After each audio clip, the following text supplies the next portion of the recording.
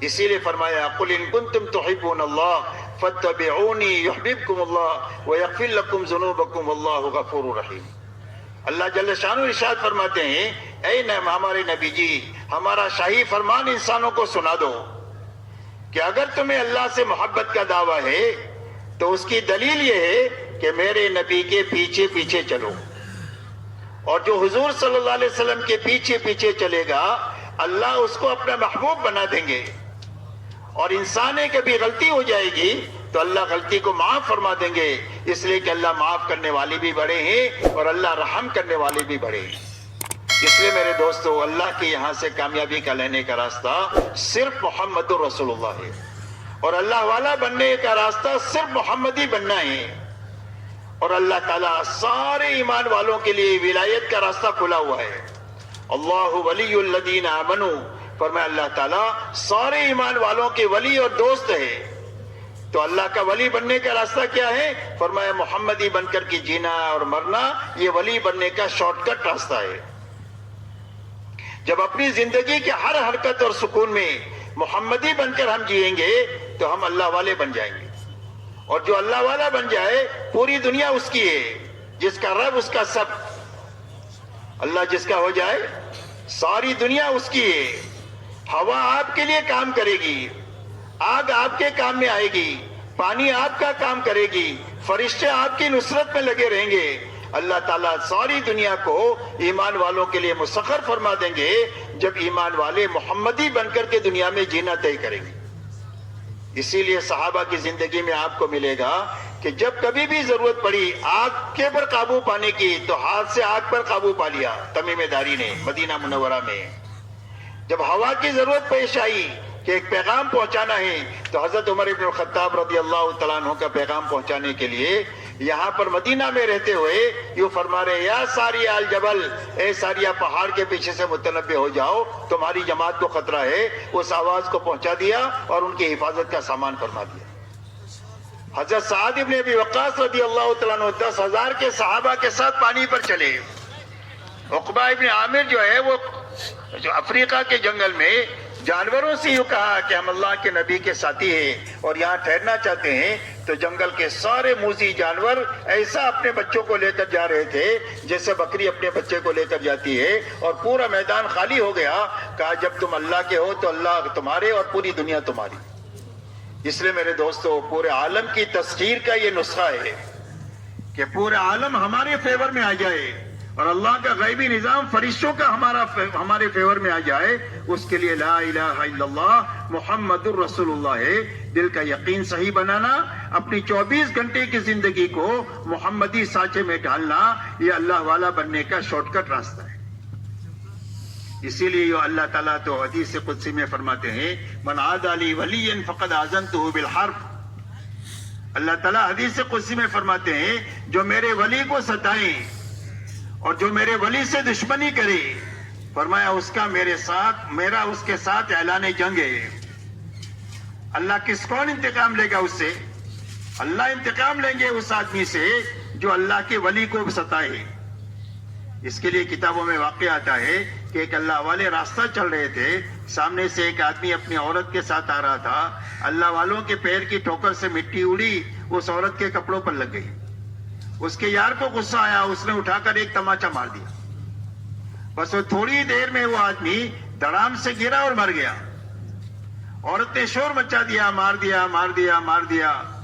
لوگ جمع ہو گئے، بھئی کیا ہوا کیا ہوا؟ کوئی بتانے والا نہیں کیا ہوا۔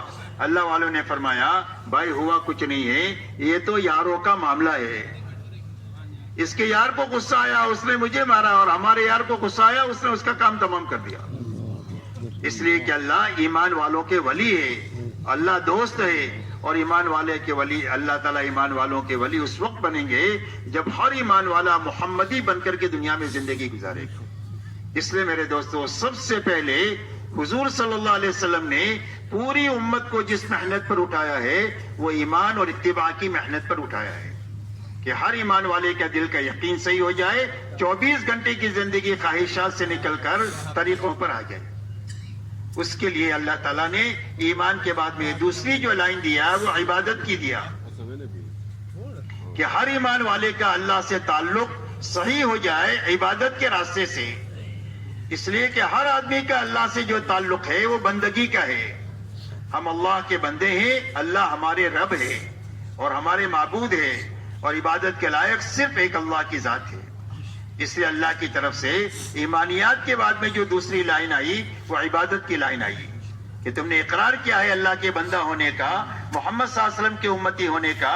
اس کے ثبوت کے لیے ہم عبادت کی لائن تم کو دیتے. اسی لیے فرمایا جب تم کسی آدمی کو دیکھو کہ مسجد کا عادی ہے تو اس کے ایماندار ہونے کی گواہی دو. اس لیے اپنی عبادت کی لائن کو اچھے سے اچھی بنانا.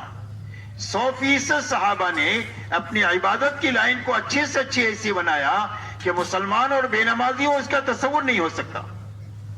یہاں تک کہ منافق کی ہمت نہیں ہوتی تھی کہ جماعت کی نماز کو چھوڑ دے, تو مسلمان سے تو سوال ہی نہیں پیدا ہوتا.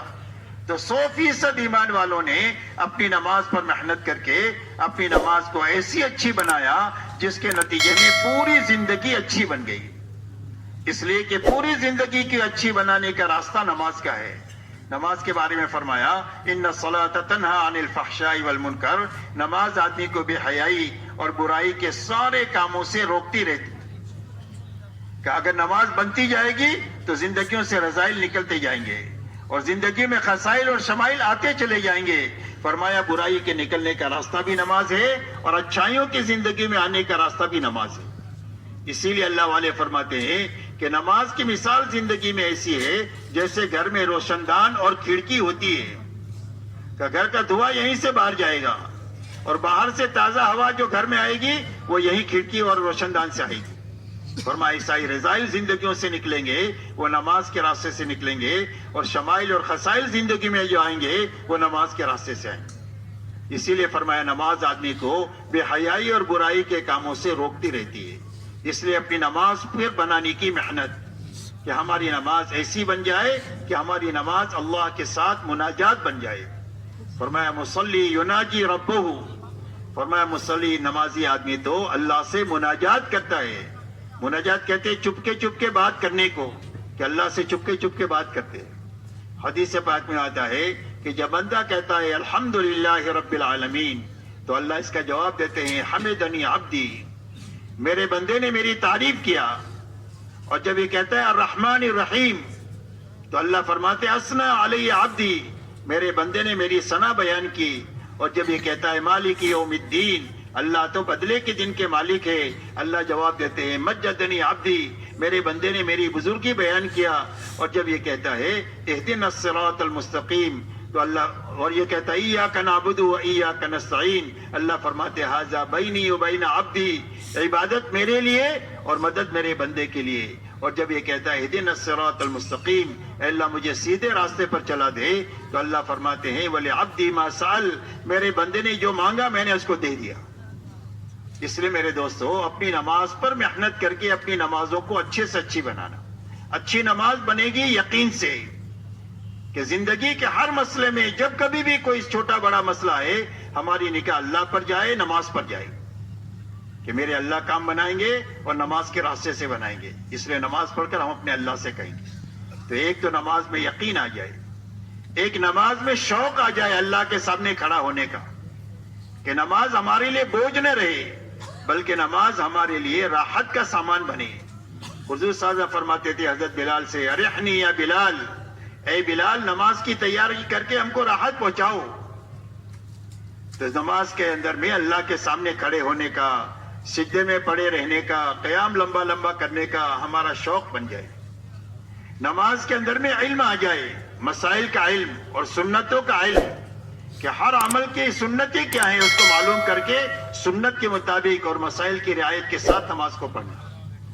چوتھی چیز اللہ والا دھیان آ جائے کہ اللہ کی عبادت اس طرح کی جائے کہ میں اللہ کو دیکھ رہا ہوں اور اللہ مجھے دیکھ رہے ہیں. اور اگر یہ بات پیدا نہ ہو تو یہ تو ضرور ہونا چاہیے کہ اللہ تو مجھے دیکھ ہی رہے. اس دھیان کے ساتھ نماز پڑھنا اور اللہ کو راضی کرنے کی نیت سے پڑھنا. فرمایا یہ 5 باتیں نماز میں پیدا ہو جائے گی تو یہ نماز ایسی بن جائے گی جو اس کی زندگی کو نکھار دے گی. ایک تو یقین پیدا ہونا چاہیے, ایک شوق پیدا ہونا چاہیے, ایک علم نماز میں آنا چاہیے, ایک صفت احسان آنی چاہیے, اور ایک اخلاص آنا چاہیے. یہ 5 باتیں نماز میں آ جائے گی تو اس نماز سے جو چاہے گا اللہ اس کی حکمت کے مطابق اس کو دے دیں گے. اس لیے میرے دوستو اپنی نماز اچھے سے اچھی بنانا, روزہ ایسا اچھا بنانا کہ ہمارے اندر میں تقوی پیدا ہو جائے. روزے کی غایت تقوی بتائی کہ جس طرح حلال سے بچ گئے ہیں حرام سے بچنے کی طاقت پیدا ہو جائے نماز کے راستے سے, روزے کے راستے سے, اور تقوی پیدا ہو جائے گا تو اللہ تعالیٰ ایسی جگہ سے روزی دیں گے جہاں سے وہم و گمان بھی نہیں ہوگا. کوئی الجھن آ گئی زندگیوں میں تو اس الجھن سے نکلنے کا راستہ اللہ تقوی کے ذریعے سے بنا دیں گے. دنیا میں بہت سارے مسائل آتے ہیں, اللہ ان مسائل کو آسان فرما دیں گے. جو نیکی کریں گے وہ اللہ کے یہاں اس کا وزن بڑھ جائے گا, اور غلطی ہو جائے گی تو تقوی کی برکت سے اللہ معاف فرما دیں گے. اسی لیے میرے دوستو صحابہ تقوی کو اپنی تمام نعمتوں کا بدل سمجھتے تھے کہ اللہ نے بڑی نعمت ہم کو دیا ہے, جب کبھی بھی کوئی مسئلہ آئے گا ہم تقوی کے راستے سے اللہ سے حل کرا دیں گے. اسی لیے ایک مرتبہ حضرت عبد الرحمن ابن عوف رضی اللہ تعالیٰ عنہ نے حضرت عمر سے یہ فرمایا کہ امیر المؤمنین آپ بیت المال سارا خرچ کر ڈالتے ہیں, آئندہ مسلمانوں کی ضرورت کے لیے کچھ رکھتے ہی نہیں ہے. تو حضرت عمر رضی اللہ تعالیٰ نے فرمایا کہ عبد الرحمن تمہاری زبان پر شیطان بول رہا ہے. فرمایا اللہ نے ہم کو تقوی دیا ہے, جب کبھی کوئی مسئلہ آئے گا تو ہم تقوی کے ذریعے سے اللہ سے حل کرا دیں گے. اس لیے میرے دوستوں فرمایا ایسے اچھے روزے تقوی پیدا کرنے کے لیے اللہ نے عطا فرمائے کہ ایسا اچھا رمضان بنا رکھے کہ پوری زندگی حرام سے بچنے کی طاقت پیدا ہو جائے. اسی کے ساتھ زکوٰۃ ایسے اچھے انداز سے دے کہ ہمارے دلوں کا بخل ختم ہو جائے. بخل جہنم کا درخت ہے اور سخاوت جنت کا درخت ہے. اللہ تعالیٰ حج فرض فرمائے تو حج ایسا سیکھ کر اچھی طرح کرنا کہ ہماری زندگی میں کامل اطاعت زندہ ہو جائے. یہ حج اطاعت سکھانے کے لیے ہے کہ زندگی چاہے سمجھ میں آئے نہ آئے, حکم اللہ کا ہے اس پر ہم چلیں گے, طریقہ نبی کا ہے اس پر ہم چلیں گے. دنیا کسی رخ پر جائے ہم تو نبی کے رخ کو چھوڑ نہیں سکتے, ان کے طریقے کو چھوڑ نہیں سکتے.